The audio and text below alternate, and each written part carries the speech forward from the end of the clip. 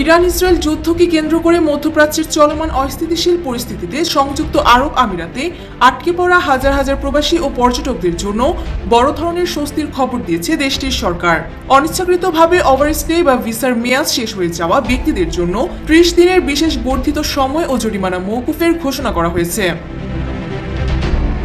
শনিবার আমিরাতের আইসিপি নিশ্চিত করেছে যে যুদ্ধ পরিস্থিতির কারণে যারা নির্দিষ্ট সময়ে দেশ ছাড়তে পারেনি তাদের কোনো প্রকার জরিমানা দিতে হবে না।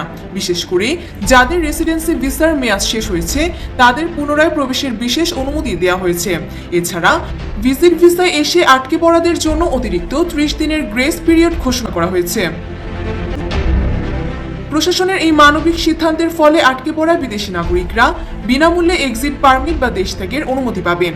এর ফলে আকাশপথ সচল হওয়া মাত্রই কোনো আইনি জটিলতা ছাড়াই তারা নিজ দেশে ফিরতে পারবেন।